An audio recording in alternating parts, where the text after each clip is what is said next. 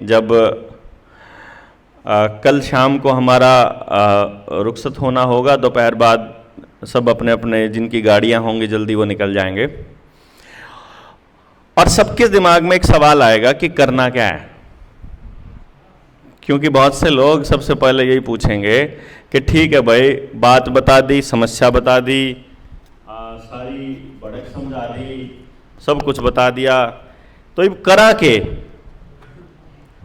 देखिए, आपको संदीप भाई ने भी बोला था और मैं भी आपको पहले बोल चुका हूं दोबारा से, ये लड़ाई आपकी अपनी रसोई से ही लड़ी जाएगी और वहीं से जीती जाएगी।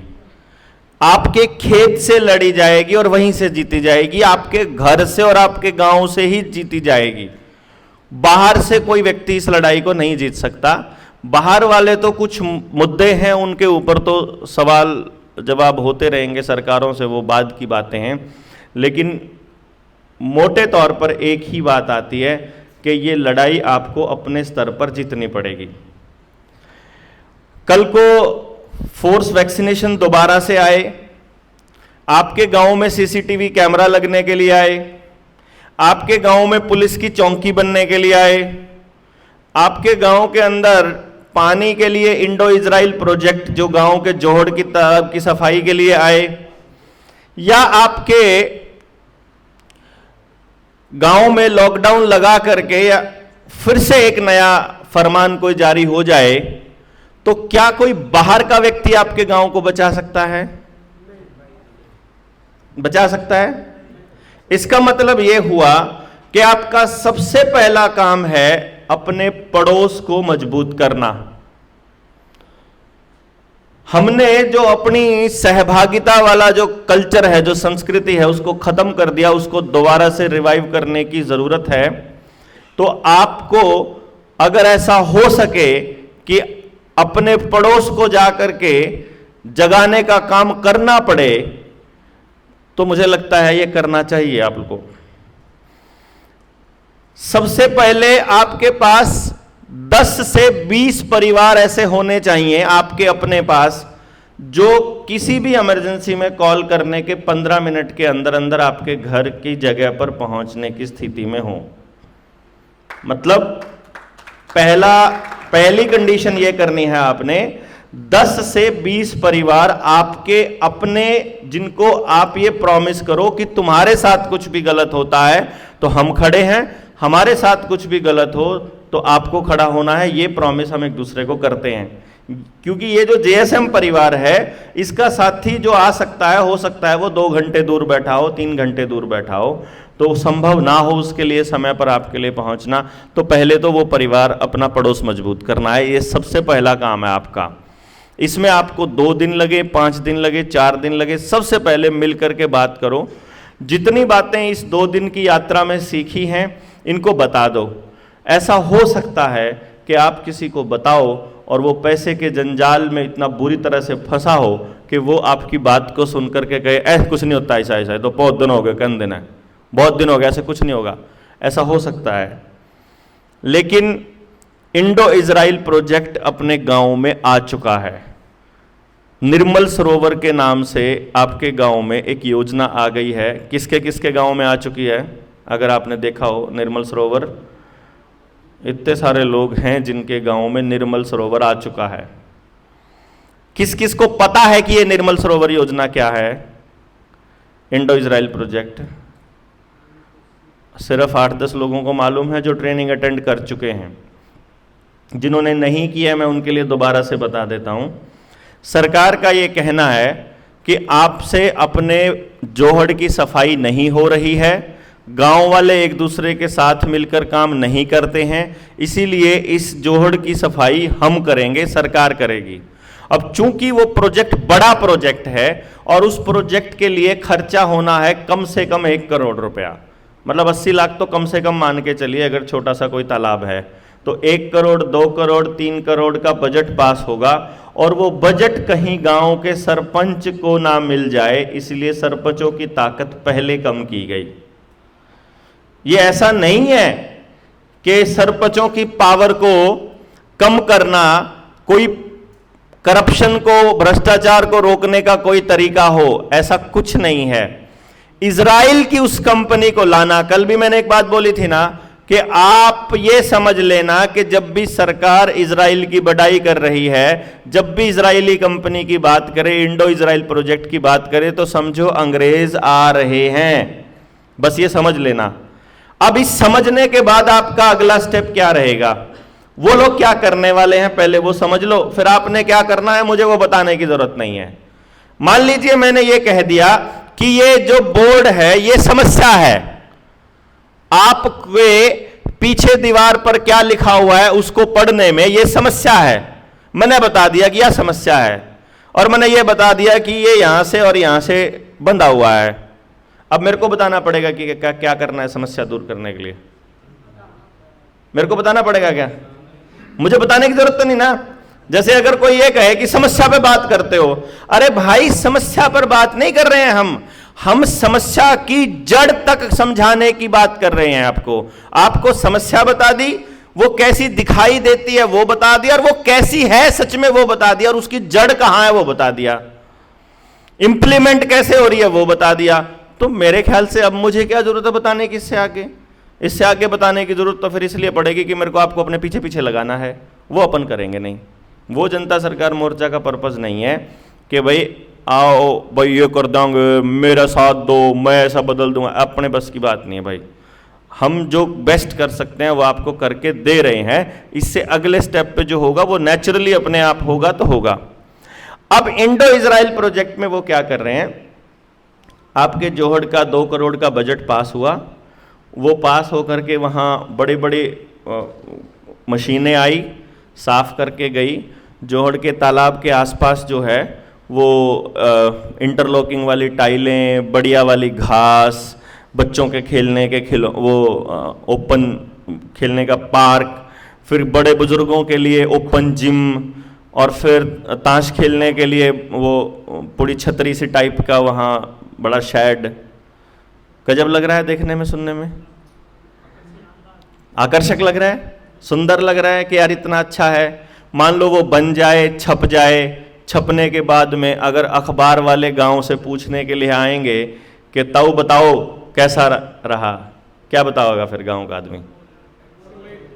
गांव का आदमी ये कहो कमाल कर दिया यार सरकार ने, हमसे तो ऐसा जोड़ कभी बनना नहीं था, गजब हो गया, मौज होगी, ये हो गया वो हो गया।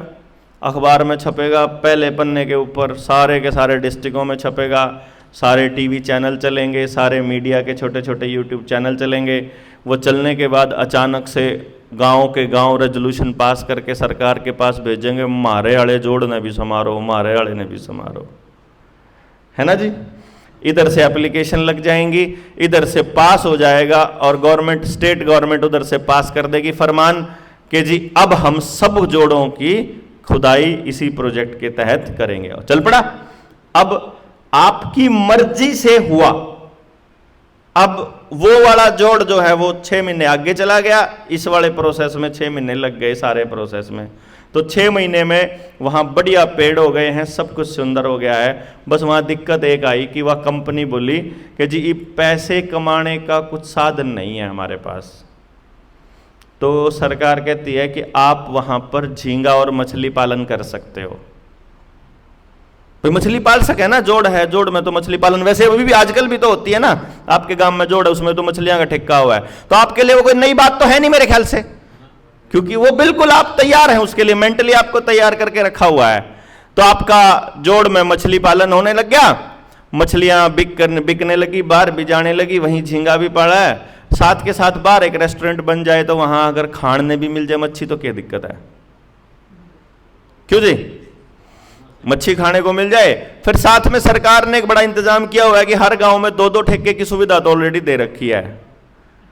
तीसरा ठेका जो है वो अगर उसके नजदीक ही हो, मतलब अब दारू पीने वाला आदमी जो गांव का है वो शाम को अगर पौवा लगा ले और उसको कहे कि यार एक मच्छी गांव में जाओ और जाकर करका वहां दिए रहे, एक छोटी ही मछली रहे और वह फ्राई करी हुई मच्छी खावा है, तो उड़ा आके ना मान लो बाय चांस उन्हें सोचा है कि यार आड़ा ना यार तुम दारू पी कर बाहर फिर दे रहे हो, ये कोई तरीका नहीं है। हमारा गांव का आदमी ये कहोगा ना, हम लोग जड़ तक नहीं जाया करते, हम क्या करते हैं जो सामने प्रॉब्लम दिख रही है सिर्फ उससे लड़ते हैं।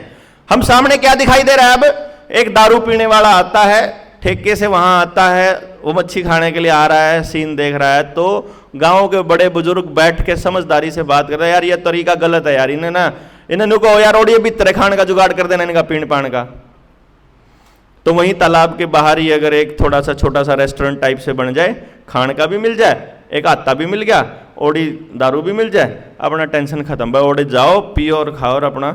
फिर नौजवान बालक भी हैं, उनने मच्छी खा के दारू पी के नोड़ा नाचना भी हो मान लो, तो डीजे की भी बार सुविधा है, म्यूजिक तो बज ही रहा है। क्योंकि जब इतना बड़ा गांव है, इतना बड़ा प्रोजेक्ट कंपनी ने चालू किया है, तो कंपनी तो प्रॉफिट कमाएगी ना।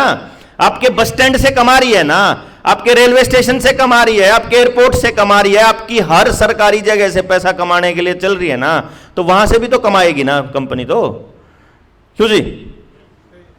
अब कंपनी आपके लिए दारू का इंतजाम कर दिया, मच्छी का कर दिया, डांस का कर दिया, डीजे का कर दिया, और फिर वही लोग फरमान करेंगे कि यार ऊपर 2 कमरे भी बन जाएंगे तो बहुत बढ़िया, ऑलरेडी बने हुए हैं, रेस्ट हाउस तो बनाया ही था वो। फिर वहाँ आपके गांव के अंदर कितना व्यभिचार फैलने वाला है। आपके गांव को रंडी खाना बनाने की योजना है निर्मल सरोवर योजना, और ये आपके गांव के लोगों को समझ में नहीं आ रहा, क्योंकि उनको लग रहा है कि पैसा सरकार का लग रहा है। आप में से किस किस को मालूम है कि आपके गांव के जोहड़ की जमीन अब पंचायत के नाम नहीं है, सरकार के नाम है। अब ये आपको जो बाकी के लोग हैं वो समझ लें, आपके गांव की जोड़ की जमीन अब आपकी गांव के पास नहीं है। गांव में जो सड़क, जो आपको बसों के पीछे बड़े बड़े शब्दों में लिखा होता है ना, लाल डोरा योजना में सबको मालिकाना हक, वो पर्पज असल में गांव की सामूहिक जमीन हथियाने का था। यानी अब आपकी जोड़ की, स्कूल की, बणी की, आपके जंगल की, शामलात की, गाय के चरान की, सब भूमि के ऊपर सरकार का कब्जा हो चुका है। सरकार ने रजिस्ट्री तो पक्का कर लिया है, कब्जे के लिए वहां पेड़ लगाने वाला प्रोसेस किस किस के गांव में चालू है, कोई पेड़ लगाना है, कोई बाड़ लगाने का, ये सब के गांव में चालू है। किसी को पता है, किसी को नहीं पता है। जिस गांव में अब तक सरकार नहीं पहुंची है उसमें पहुंचने वाली है। यानी अब आपके पास अपने बच्चों को पढ़ाने के लिए अपने स्कूल नहीं बचे हैं, अपने डंगरों के लिए आपके पास अपना जोहड़ नहीं बचा है, आपकी गायें चरान के लिए भूमि नहीं बची है, डंगरों के अस्पताल के लिए या किसी भी सामुदायिक स्वास्थ्य केंद्र के लिए आपके गांव के पास कोई जगह नहीं बची है। हर जगह सरकार अपने नाम ले चुकी है, और आपके स्कूल की जमीन आपके गांव की सबसे प्राइम लोकेशन पर है, अड्डे पे है ना, गांव के सबसे बाहर, सबसे गजब सड़क के ऊपर है। करोड़ों रुपए की जमीनों को ऊपर एफडीआई ला करके प्राइवेट कंपनियों को दिया जाना तय है, पहले से योजना बनी हुई है। आप देखते हैं इसको कैसे बचाते हैं।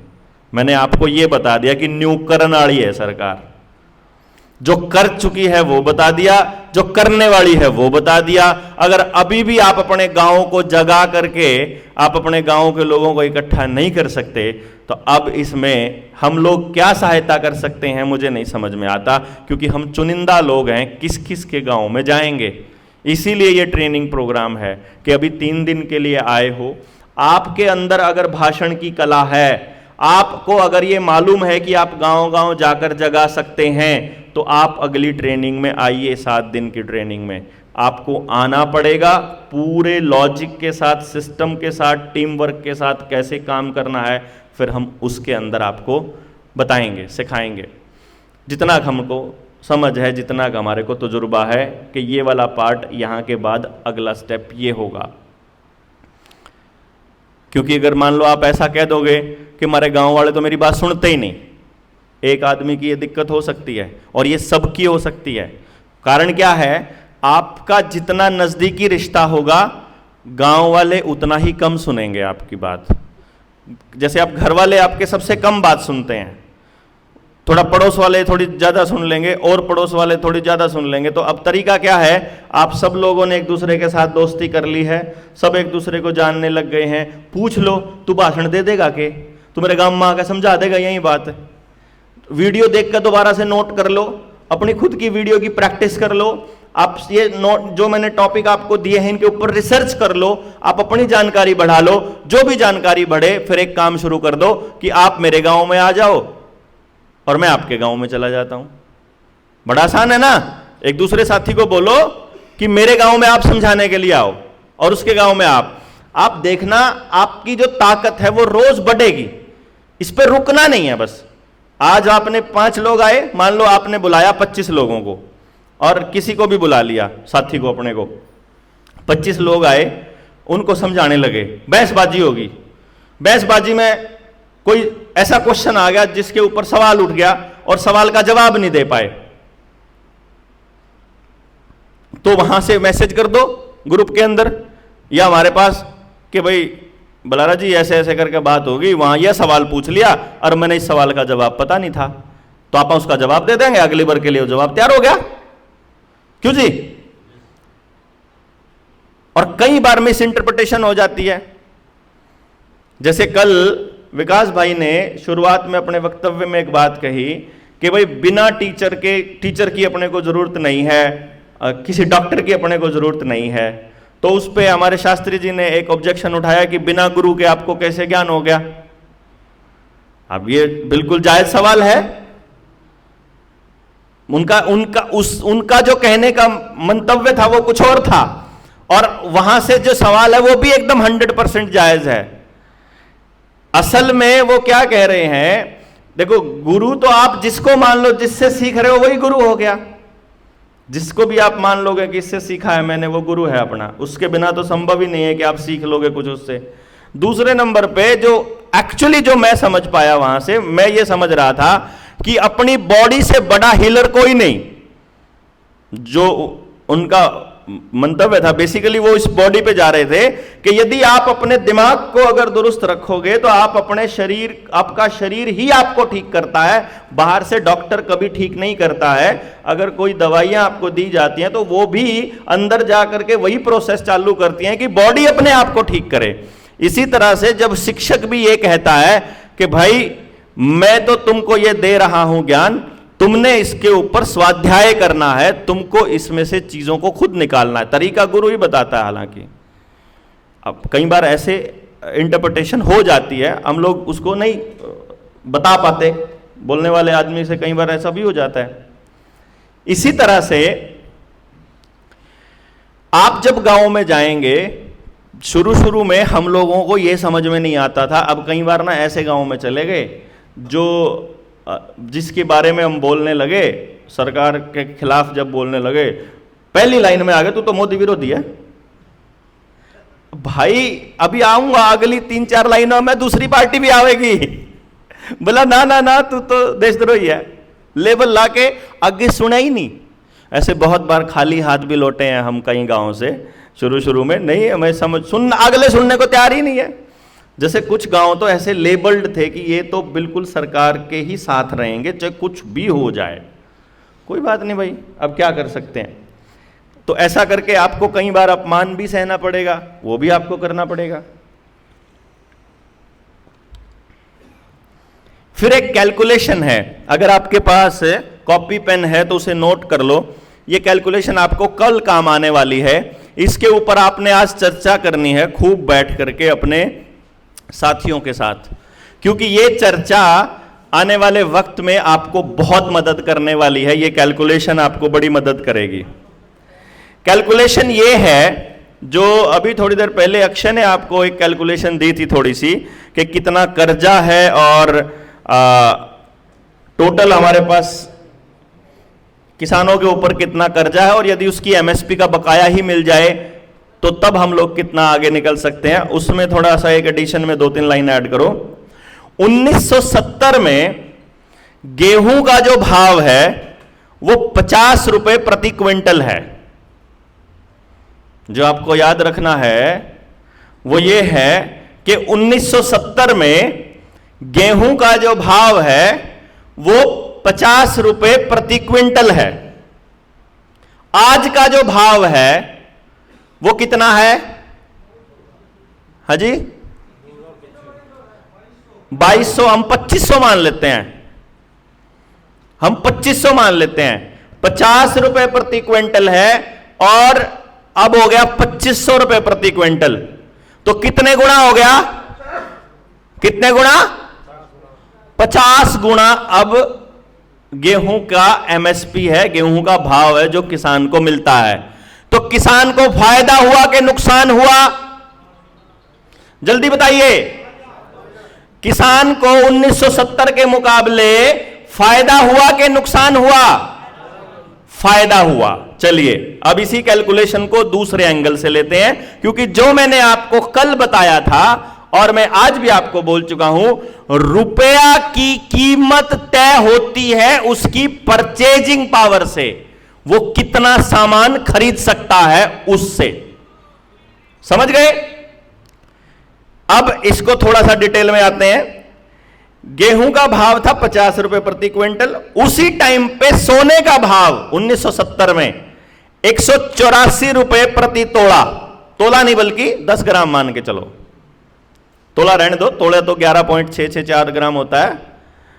10 ग्राम सोने का जो भाव है उस टाइम पे वो 184 रुपया है। समझ गए? यानी 1 ग्राम सोना आता है 18.4 रुपए का, 18 रुपए 40 पैसे का। तो इस प्रकार से 1 क्विंटल गेहूं बेचा तो किसान को 2.717 ग्राम सोना मिला। कितना मिला? 2.717 ग्राम सोना। भाई 18 रुपए प्रति ग्राम है ना, तो 50 रुपए में कितना मिला? 2.7, 18 3 54 हो है ना, तो 3.5 ग्राम सोना मिल गया। ठीक है जी। अब हम 2022 में आ जाते हैं। आपने 2500 बोला था, मैं असल रेट बता देता हूं। 2022 का असल रेट था गेहूं का समर्थन मूल्य 2125 रुपए प्रति क्विंटल, 2125 रुपए प्रति क्विंटल। और 2022 में सोने का भाव है 51,640 रुपए प्रति 10 ग्राम। 10 ग्राम सोने का भाव है 51,640 रुपए। तो इस हिसाब से 1 ग्राम का भाव हो गया 5,164 रुपए। यही 1 ग्राम कितने का मिल रहा था उस टाइम पे? 18.4 रुपए का। तो आपके पास 2.717 ग्राम। भाई अब मैं ये कह रहा हूं, आप समझिए जरा, गेहूं का भाव जिस हिसाब से बढ़ेगा, सोना क्योंकि स्थिरांक है, सोना रुपया हमारा स्थिरांक है, तो सोना जितना मिल रहा है किसान को उस टाइम पर, उतना ही सोना यदि आज मिलने लग जाए तो। भाई 1 क्विंटल गेहूं बेच के पहले कितना मिलता था? 3.25 ग्राम सोना। तो ईब किसान ये कहता है कि मैंने 1 क्विंटल गेहूं का 3.25 ग्राम सोना दे दे बस। गलत मांग तो नहीं है उसकी? सेम चीज दे रहे थे आप उस टाइम पे भी, इतनी चीज दे रहे थे, इतनी चीज मेरे को दे दो। तो आज 3.25 ग्राम सोने की कीमत है 14,030 रुपया। 14,030 रुपया। और कितना मिल रहा है उसको 1 क्विंटल का? 2,125 रुपया। तो फायदा हो रहा है, घाटा हो रहा है? यानी जिस हिसाब से उसकी कैलकुलेशंस की गई, उसके 1 क्विंटल गेहूं का जो वैल्यू है वो 14,030 रुपए होना चाहिए था, वो आज 2125 रुपए हो गया। तो आप अंदाजा लगाइए किसान के साथ कितने सालों से कितनी बड़ी ठगी हो रही है। ये एक कैलकुलेशन है जो आपको कल काम आएगी, या कल किसी से बात करोगे तो काम आएगी। अगर आपके पास पुराना कोई रेट हो, कपास का रेट हो, कितनी कपास में कितना सोना आता था, 1 क्विंटल कपास बेच के कितना सोना आता था, और आज 1 क्विंटल कपास बेच के कितना सोना आता है, या फिर आज 1 क्विंटल कपास में उतना ही सोना अगर 1 क्विंटल कपास में मिले तो कपास का भाव क्या होना चाहिए उसका। मैं सोना और रुपए को क्यों कैलकुलेट कर रहा हूं? क्योंकि हमारा रुपया के बराबर सोना आरबीआई के पास जमा है, ये तो सबको मालूम है ना। भाई जितने नोट छापती है उतना रुपया आरबीआई के पास है, तो सोना ही है हमारा, तो सोने में ही हमारी वैल्यू होती है। ये आपको याद रखना है, इस पे हम कल चर्चा करेंगे। आज की चर्चा का जो अगला बिंदु है वो ये है कि आप जब गांव में बात करने के लिए जाओगे या शहर में बात करने के लिए जाओगे तो आपके पास उस तबके के लिए मैटर होना चाहिए जिस तबके के लोग से आप बात कर रहे हो। आप स्टूडेंट से बात कर रहे हो तो आपको उनके लिए मैटर होना चाहिए।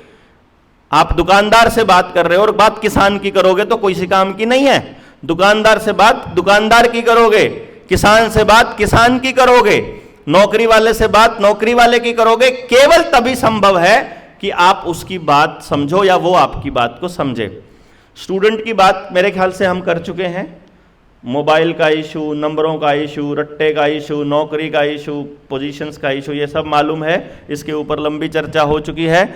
अपने पास 0.1% से लेकर 0.01% तक ही सक्सेस रेट है नौकरी का, तो ये तो छोड़ ही दीजिए नौकरी का। तो बाकी के 4 तबकों पे आते हैं। किसी भी गांव में जाओगे आपको 4 तबकों से डील करना पड़ेगा। पहला तबका किसान है, दूसरा तबका व्यापारी है यानी दुकानदार है, मिस्त्री, तीसरा तबका आपका नौकरी करने वाला है और चौथा तबका गरीब आदमी जो मजदूरी करता है, रोज की दिहाड़ी करता है और जो राशन कोटे से ले रहा है। ये 4 ही तबके हैं जी।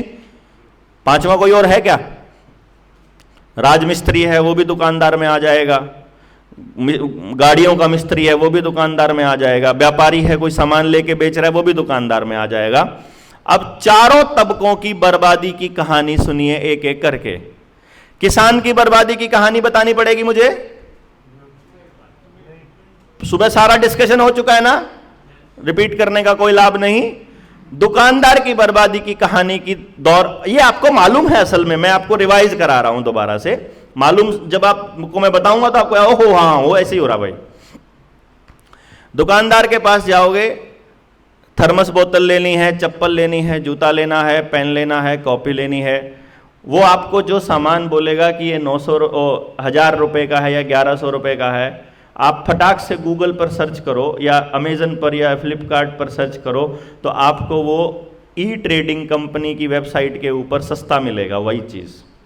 उसी कंपनी की रेडियो लेनी है, मोबाइल लेना है, आपको कोई भी इलेक्ट्रॉनिक आइटम लेना है, ऑनलाइन सस्ता मिलेगा कि ऑफलाइन सस्ता मिलेगा? ऑनलाइन सस्ता मिलेगा। उसका वो कारण क्या बताते हैं कि वहां हम कंपनी से सीधा ले आते हैं। वो ऐसा बोलते हैं, ऐसा नहीं होता है। अगर जींद में मुझे कोई ऑर्डर करना है तो कंपनी की सेटिंग है जींद के ही दुकानदार के साथ। जींद के दुकान जैसे ही मैं ऑर्डर लिखूंगा कि मुझे जींद में ये मोबाइल चाहिए, फटाक से वो सर्च करेंगे कि जींद के कितने डीलरों के साथ हमारी सेटिंग है, उतने डीलरों के पास मैसेज चला जाएगा एक क्लिक से। उनमें से जो सबसे पहले जवाब दे देगा कि ये इतने रुपए का है, फिर दूसरा देगा इतने रुपए का दूंगा मैं, तीसरा देगा इतने रुपए का, तो वो कंपनी अपने आप मालिक को मैसेज चला जाएगा इतने रुपए का मोबाइल है, 2 दिन में डिलीवरी हो जाएगी।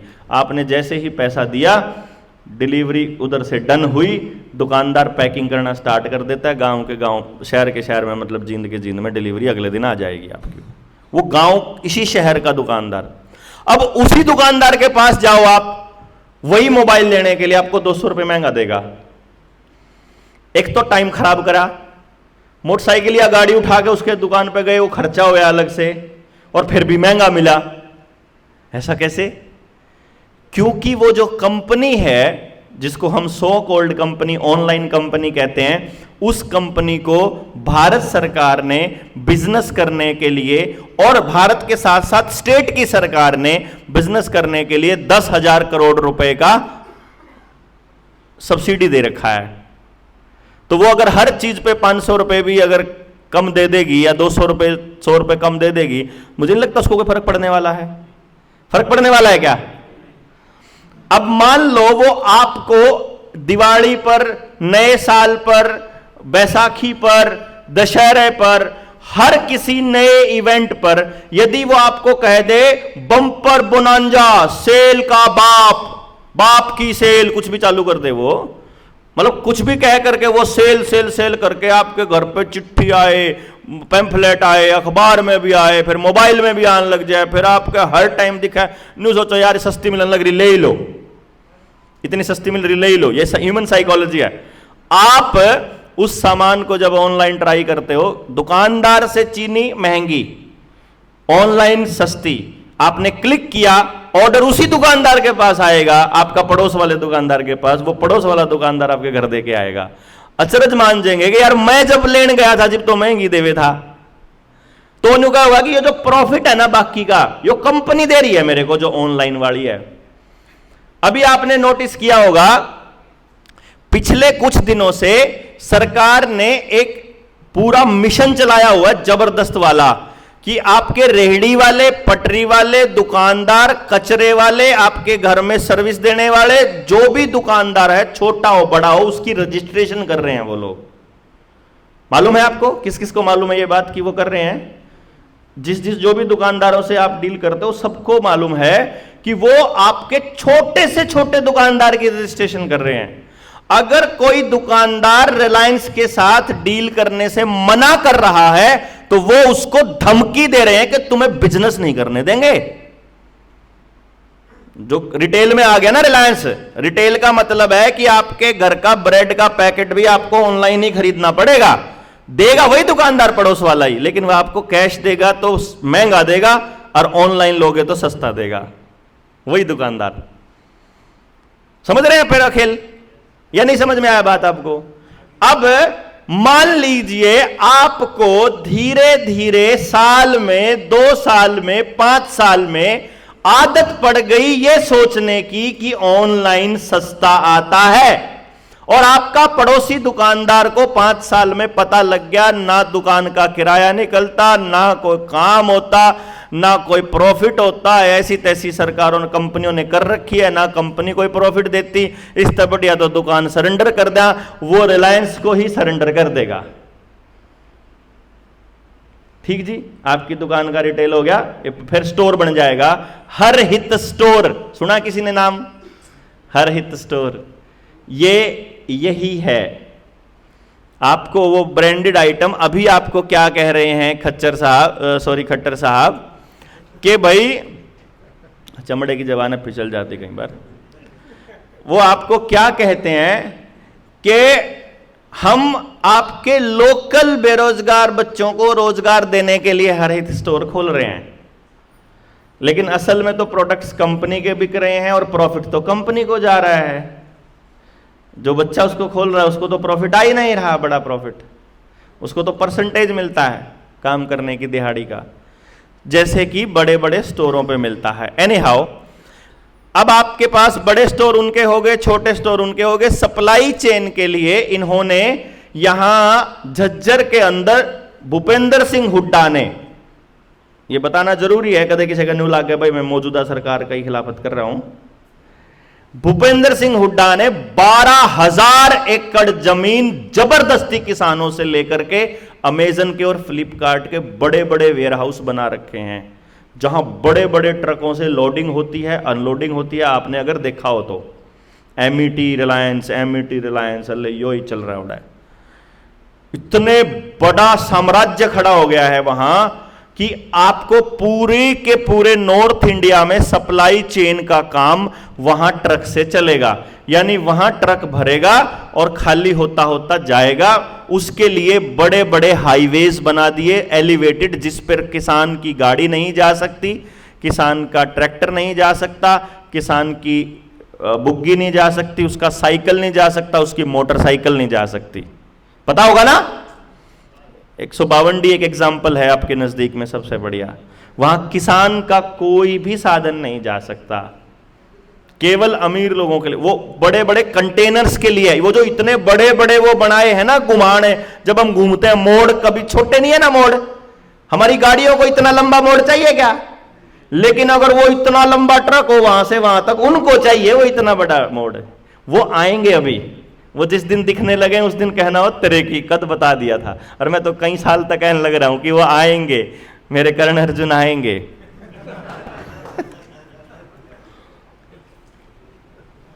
धरती का सीना फाड़ कर आएंगे। और वो अब कंटेनर हो गए। अगर जहां पर रोड की सुविधा नहीं है उसके लिए जो ट्रेन का ट्रैक पैरेलल में था, उसके जो पहले था उसके पैरेलल में ही एक एलिवेटेड ट्रैक भी बन रहा है, जहां अगर आप बैठ जाओ, आपका गांव अगर उसके नजदीक हो, किसी का गांव अगर ऐसी किसी ट्रैक के नजदीक हो, तो आप वहां पूरा दिन अगर ट्रेनों की संख्या देखोगे तो 10 में से 9 ट्रेन केवल और केवल कंटेनर्स की होती हैं, और डबल कंटेनर्स की होती हैं। डबल, एक कंटेनर पर दूसरा कंटेनर, जो बड़े बड़े पोर्ट से आते हैं। किसी का है नजदीक में घर, गांव, किसी का देखता हो ऐसा होता है? सिर्फ और सिर्फ अडानी अडानी अडानी, सारी ट्रेन उस पर अडानी की चल रही हैं। यानी कि ये जो डायमंड बनाया था, चतुर्भुज बनाया था ना एक पूरे स्वर्णिम चतुर्भुज, गोल्डन क्वाड्रिलेटरल, अटल बिहारी वाजपेयी का प्लान था पूरे इंडिया को ऐसे जोड़ते हुए। मैं जो इसलिए बार बार कह रहा हूं, ऊपर तो चालू होगा न्यून न्यून न्यून और न्यून, पूरा ये चारों सिरे कौन से हैं? ऊपर J&K से चल करके इधर गुजरात का पोर्ट, इधर पश्चिमी बंगाल का पोर्ट, इधर नीचे कन्याकुमारी का पोर्ट, और वो सारा पूरा इंडिया क्रॉस करते हुए।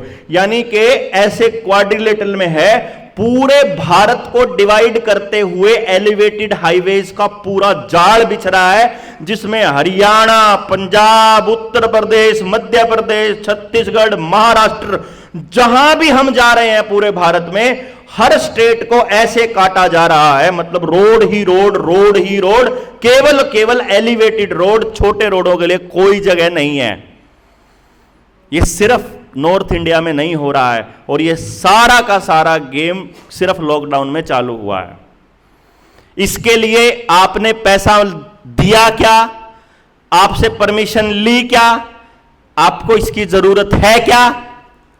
अगर जिस व्यवस्था की जनता सरकार मोर्चा बात करता है, उस व्यवस्था में रोड की जरूरत नहीं है, सीमेंट की जरूरत नहीं है। उस व्यवस्था के अंदर हमको ऐसी कोई चीज नहीं चाहिए जो प्रदूषण फैलाती है। और ये सीमेंटेड हाईवेज जो बन रहे हैं, कोल तार का जिस तरह से इस्तेमाल हो रहा है, जिस तरीके से सड़कें बन रही हैं, खेत के खेत बर्बाद हो रहे हैं, जबरदस्ती लैंड एक्विजिशन करके किसानों को दी जा रही है, आपको क्या लगता है कि आपके पास जमीनें बचने वाली हैं?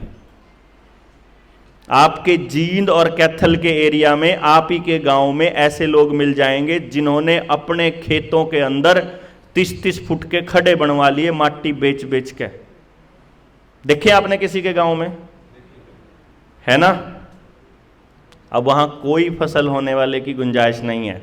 उनको यह लगता था कि हम तो पहले से ही लोन पे थे, बर्बाद तो होने ही थे, जमीन तो जानिए थी, माटी बेच कर और 2-4 साल काट लें। 2-4 साल नहीं निकला करते, बिना मेहनत का पैसा जब आएगा वो ऐसे ही निकल के जाएगा, सब कुछ साथ लेके जाएगा, परिवार को भी लेके जाएगा, सारी सुख चैन को भी लेके जाएगा, भाईचारे को भी लेके जाएगा, वो लेके जाएगा ही जाएगा। तो यो दुकानदारों का खेल है जी, मिस्त्रियों का खेल था। दुकानदार बच जाएंगे क्या इससे? किसी भी हालत में बचने वाले नहीं हैं।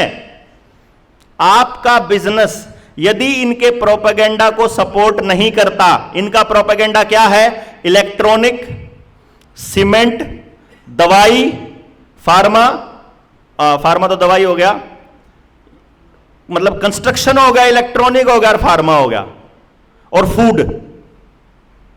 ये 4 बिजनेस हैं जो सिर्फ चलेंगे। इसके अलावा आप कुछ भी कर रहे हो, आपका बर्बाद होना तय है। आप गाड़ियां संवारते हो, आने वाली गाड़ियां केवल एजेंसी में ठीक होंगी, मिस्त्री का कोई काम नहीं। आप राजमिस्त्री हो, आपका शरीर ऑलरेडी घुटने जवाब दे चुका है, शरीर काम करता ही नहीं, ऑटोमेटेड मशीनें आ चुकी हैं। आप सड़क बनाने के लिए मिस्त्रियों की ज़रूरत नहीं है, ऑपरेशन करने के लिए डॉक्टर्स की ज़रूरत नहीं है। आपको पता होगा ना, मैंने वो वीडियो बनाई थी, अभी मैं मुंबई गया था, तो मुंबई के अंदर घुटनों का ट्रांसप्लांट और सर्जरी जो है वो रोबोट करने लग चुका है।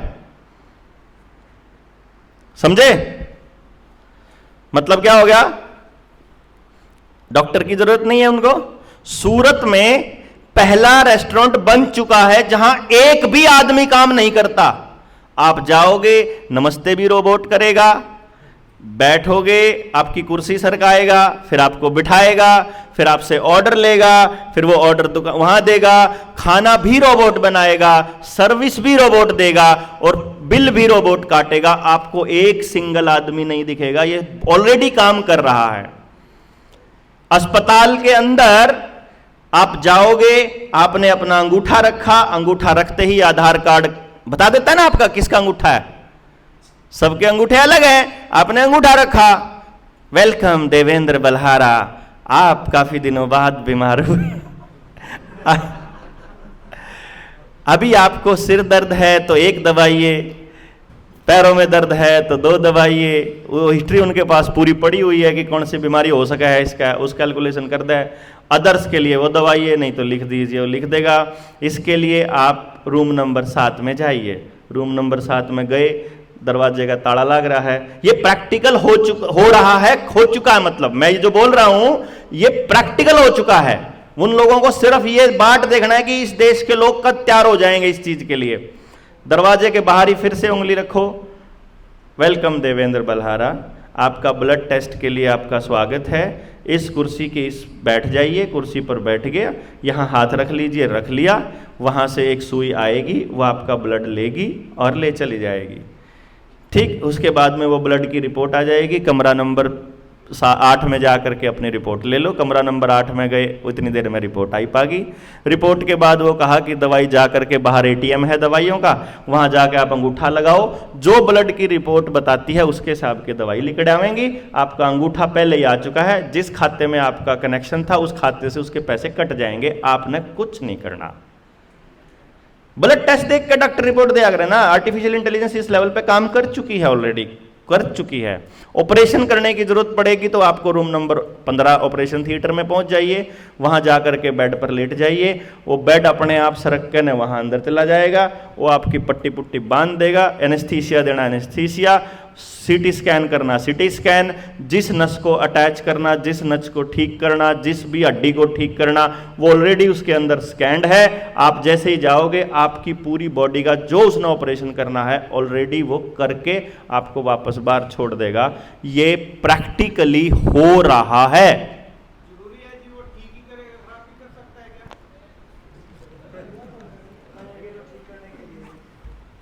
भाई उन्हें तो न्यू को हम ठीक करांगे, बाकी आप जानो।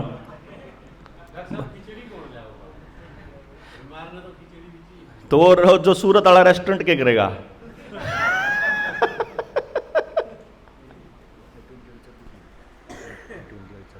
कमरे में रखिए 104 कुछ नहीं चाहिए जी, पानी पीना हो आप बस बटन दबाओ, आपके पास हाजिर हो जाएगा जी। अर्जे किसे मशीन ने गलती कर दी तो वकील भी रोबोटिक आ चुके हैं, जज भी। पढ़ी होगी खबर पीछे सी, 6 महीने पहले खबर आई थी कि कोर्ट में वकील की और जज की जरूरत नहीं है, आर्टिफिशियल इंटेलिजेंस अपने आप सारे कानून पढ़ के अपने बता देगी गलती किसकी है। अभी इंडिया के अंदर आर्टिफिशियल इंटेलिजेंस क्या कर रही है, आपके हर काम को रिकॉर्ड कर रही है, हर जज की प्रोसीडिंग को रिकॉर्ड कर रही है। और वो अंग्रेजी में ही बोल रहे हैं कि अंग्रेजी में ही बोलो, तो वो क्या कर रही है कि वकालत कैसे हो रही है वो उसको देख रही है। मशीन लर्निंग इसी को बोलते हैं। मशीन सीखने लग रही है कि अगर वकील ऐसे बोले तो जज ने न्यू बोला, जज न्यू बोला तो वकील ने न्यू करा। उसके बाद फिर वो सीखने लग रही है, फिर अपने आप जब तैयार हो जाएगी, जब सारे सिलेबस तैयार हो जाएगा उसका हो गया तैयार, चलो जज आकी जरूरत नहीं, ना डॉक्टर की जरूरत, ना मशीन, ना। अभी जितनी गाड़ियां आपकी बन रही हैं,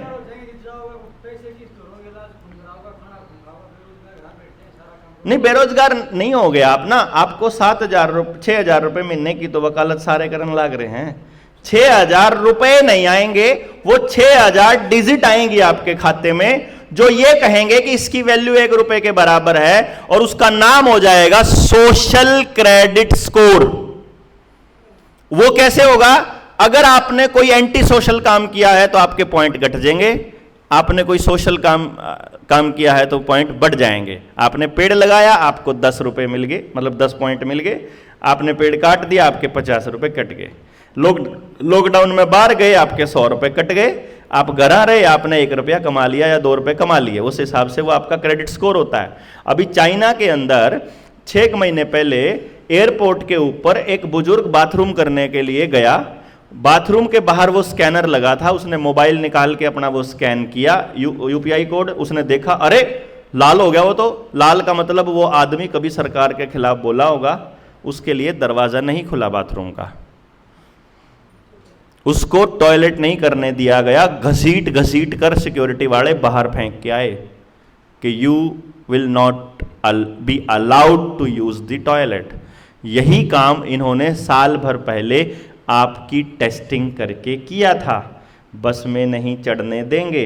झज्जर में एक बुजुर्ग को बस में चढ़े हुए को उतारा था कि वो वैक्सीन का सर्टिफिकेट नहीं दिखा पाया था, याद है ना, वीडियो वायरल हुई थी। किस किसने देखी थी वीडियो? वो है कोई जिसने देखी हो? लठ लगते देखे वो अलग बात थी। ये मैं सिर्फ कंपेयर करके आपको बता रहा हूं कि जो चाइना में पिछले 10 सालों से हो रहा है प्रैक्टिकल, वो अपने देश में पीछे लॉकडाउन में सरकारों ने करके देखा है। डबल वैक्सीन नहीं लगी थी, कामाख्या मंदिर में एंट्री नहीं करने दी, किसी मंदिर में एंट्री नहीं करने दी।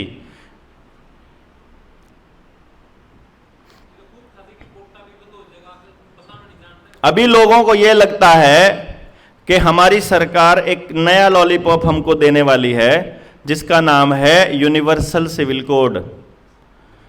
अब लोगों को यह लगता है कि यह समान नागरिक संहिता है।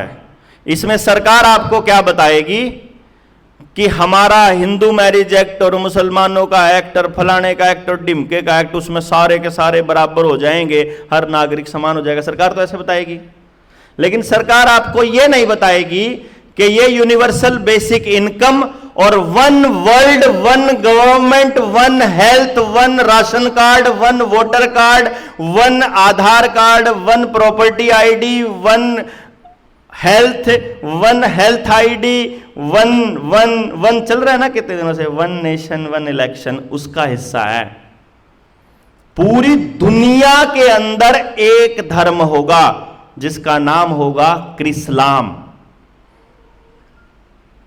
इजराइलियों का क्रिश्चियन, वहां से क्रिश्चियन उठाया, और इस्लाम से इस्लाम उठाया, क्रिस्लाम। लेकिन ये तो यहूदी है, यहूदी हैं, यहूदियों का ही गेम है। इन लोग अपना धर्म का नाम ही रखेगा। यहूदियों का, इनका कोई धर्म नहीं है, शैतान के पुजारी हैं ये लोग।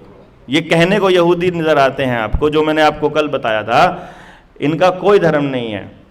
इनका एक ही धर्म है कि हर आदमी को काबू करना है। जो पेपल बुल 1492 में इन लोगों ने जारी किया था, तीसरा पेपल बुल जो पोप ने जारी किया था वेटिकन सिटी से, जिसको लेके इजरायली चले थे और बाद में अंग्रेजों को देकर के यहां भेजा था, जिसके ऊपर लिखा हुआ था कि पूरी दुनिया की आत्माएं हमारी गुलाम हैं और उनको गुलाम रखने का हमको अधिकार है, उनको प्रताड़ित करने का हमको अधिकार है, उनको बेचने का, उनको खरीदने का हमको अधिकार है। ये वो पेपल बुल है जो मैं आपको कल बता रहा था, आज ही बता रहा था कि 28 दिन का नोटिस अगर मैं आपको देता हूं, आज अगर कोई नोटिस देता हूं, लीगल नोटिस या फिर कोई एफिडेविट पे कोई नोटिस, तो 28 दिन तक यदि आप उसको जवाब नहीं देते हो तो मेरी बात को सत्य मान लिया जाएगा। ये बात पूरे वर्ल्ड के लिए लागू है, यूनिवर्सल लॉ के अंदर ये लागू है। यूनिवर्सल लॉ ऐसा बोलता है कि जब पेपल बुल के जरिए वेटिकन सिटी के पोप ने बोला कि पूरी दुनिया के अंदर हमारा धर्म लागू होगा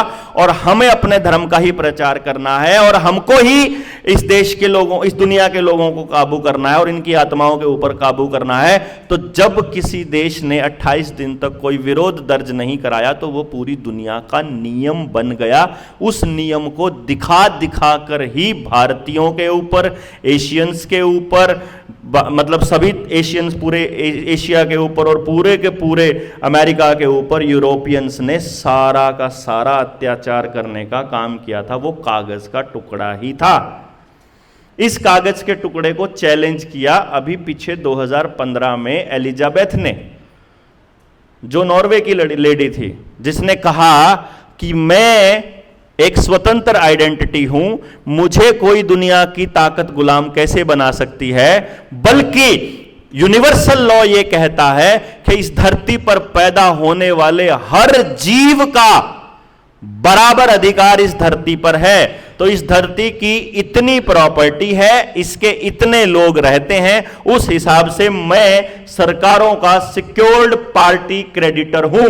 यह कह करके उसने अपना वो कहा कि मैं अपनी मूवमेंट का खुद मिनिस्टर हूं। मिनिस्टर इमोवेन बोला उसने अपने आप को, मिनिस्टर इमोवेन, मतलब मैं अपनी मूवमेंट का खुद मिनिस्टर, मैं खुद देखूंगा इसका। और उसके बाद उन्होंने पूरी दुनिया की इस पॉप के इस चैलेंज किया। पॉप को मालूम था कि तुम अगर बोलोगे तो फंसोगे, उन्होंने उसको बिल्कुल फ्री छोड़ दिया और उसके बाद से वो पूर्ण रूप से आज़ाद हो गए और फिर यूनिवर्सल लॉ वाले चल पड़े। लेकिन गलती क्या कर गए? वही गलती जो कहीं हम आने वाले वक्त में जनता सरकार मोर्चा के केस में ना कर जाएं।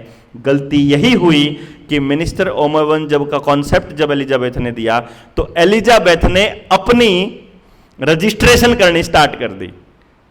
मतलब एक कागज के टुकड़े से मुक्ति देकर उसने अपना कागज का टुकड़ा देना स्टार्ट कर दिया और फिर लोग उसके गुलाम होने शुरू हो गए।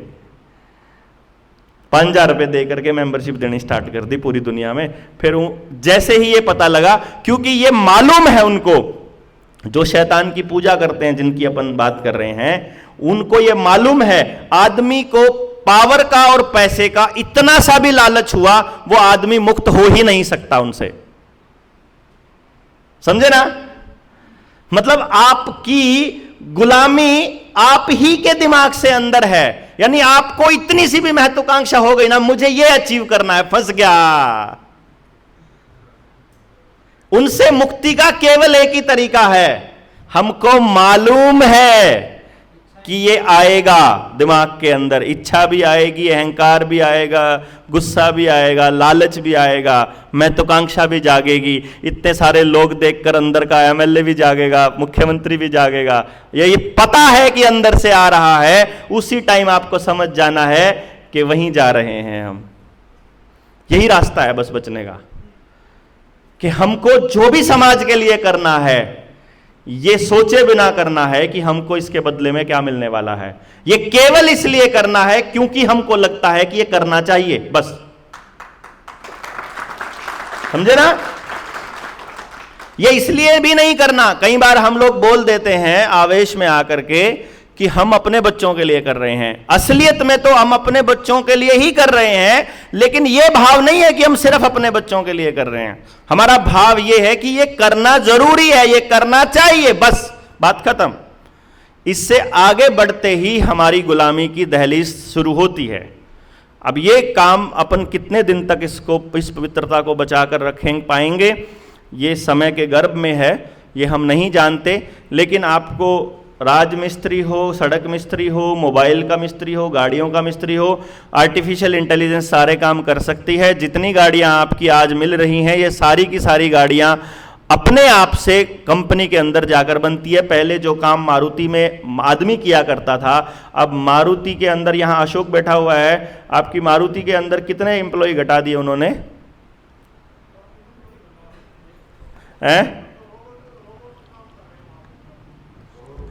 95% से ज्यादा एम्प्लॉइज हट चुके हैं। और ये नरेंद्र मोदी बोल चुका है, होंडा में भी ऐसा ही हाल है। ये नरेंद्र मोदी बोल चुका है, सरेआम बोल चुका है कि 90% सरकारी और 90% प्राइवेट नौकरियां जाने वाली हैं। दुनिया की कोई ताकत रोक नहीं सकती। तो किसान गया, दुकानदार गया, नौकरी वाला गया, बचा राशन वाला कोटे से जो लेता है। अगर कोई भाई एफसीआई में काम करता है, उस भाई के पास जाइए, उससे मिलकर आइए और उससे पूछिए कि राशन वाले को आजकल राशन में क्या दे रहे हो। आपको पता चलेगा। वो बताता है हमको नहीं मालूम हम क्या दे रहे हैं, क्योंकि हमारे पास तो एक स्प्रे आता है कि जब तक फोर्टिफाइड राइस नहीं आएगा ये स्प्रे उनके चावलों पे छिड़कना है, और अगर आ जाएगा तो वो केमिकल वाला जो चावल है उसका ठेका मिलता है लोकल फैक्ट्री को। वो फैक्ट्री में केमिकल से, प्लास्टिक से का चावल बनता है। वो चावल खा करके वो सारे लोग कैंसर से ग्रसित होने वाले हैं। उसके लिए वो अखबारों में आज से 4 साल पहले छाप चुके हैं कि 2025 तक इस देश का 80% आदमी कैंसर से ग्रसित होगा, क्योंकि हम मिलावट वाला दूध पी रहे हैं। वो मतलब कारण कोई और बता करके कोई और बात हमको वो पहले ही बता चुके हैं। मतलब कारण कुछ और है, असलियत कुछ और है, लेकिन ये होना तय है, ये पक्का है, यदि हमने उस गांव के उस गरीब आदमी को बचाया नहीं तो। अब आप सोचिए, उस गरीब आदमी को जिस टाइम पे किसान से तोड़ा गया था, उसके लिए मनरेगा लाया गया था। जिस आदमी को किसान 150 रुपए दिहाड़ी दे रहा था, मनरेगा में उसको 250 रुपए मिल रहा था। तो क्यों जाएगा वो किसान के पास? वहां जाएगा। एक हमारा साथी है, जेएसएम के अंदर ही मसूदपुर गांव है, डाटा और मसूदपुर, डाटा जिसने गांव ने सबसे पहले लॉकडाउन तोड़ा था, वो मसूदपुर वाले ने बताया हमारे को कि हमारे गांव में ना एक बड़ा बढ़िया रूल है कि जैसे ही, क्योंकि ये जो मनरेगा आता है ना, ये हमेशा तब आता है जब किसान को मजदूरों की जरूरत हो। मतलब जैसे ही जब मतलब फसल कटनी या बोने का टाइम आएगा, उसी टाइम पे मनरेगा आएगा। तो जैसे ही मनरेगा आता है, उसी टाइम गांव में बुनियादी होती है कि भाई मनरेगा आ गया है, मनरेगा में केवल मजदूर तब जाएंगे जब किसान के पास सरप्लस हो जाएगा, नहीं तो पहले किसान के काम करेंगे, बाद में आएंगे। तो उनके वहां आज तक किसान और मजदूर एक दूसरे के साथ बॉन्डिंग में बचे हुए हैं। और यही कारण था कि उनका वो जमीर जिंदा होने के कारण वो एसपी के सामने भी अड़ गए कि तू बढ़ कैसे गया हमारे गाँव में। लॉकडाउन तोड़ा था ना, जो पहली बार लॉकडाउन बड़ा जबरदस्त वायरल हुआ था, फर्स्ट लॉकडाउन उन्हीं लोगों ने तोड़ा था, क्योंकि वो लोग संगठित थे। तो इन्होंने मजदूर के साथ में जब किसान को तोड़ दिया, तो अब मजदूर ऑलरेडी दुखी है, परेशान है, उससे उसका किसान भी दुखी है। अब अपने को बैठ के फिर से बातचीत करनी पड़ेगी, भाई थारी लड़ाई अपने आप नहीं हुई है या करवाई गई थी, योजनाबद्ध करवाई गई थी, तुम्हारा सत्यानाश करने के लिए करवाई गई थी। इसका भी, किसान का भी और मजदूर का भी, दोनों का करने के लिए ही ये पूरा का पूरा षड्यंत्र था। कोई तबका बचा तो नहीं जिससे बताना है के बताना है? क्यों जी, क्या बताना है, क्या कारण है? क्या हो गया? दूसरा लिया पहले, समझ गए बात?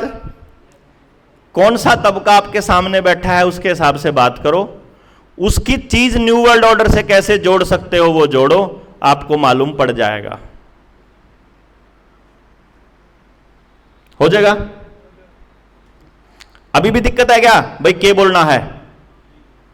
हाँ जी, देखो, जब तक बोलना शुरू नहीं करोगे तब तक हम कुछ कर भी नहीं पाएंगे। शुरू तो करिए एक बारी, जो दिक्कतें आएंगी उसको हम मिल बांट कर सारे के सारे दूर कर लेंगे। लेकिन अब सुनिए अपनी अगली योजना। अब अगली योजना बताने से पहले ये करना पड़ेगा बंद, और सारे मोबाइल कर दो बंद, कोई रिकॉर्डिंग कुछ नहीं।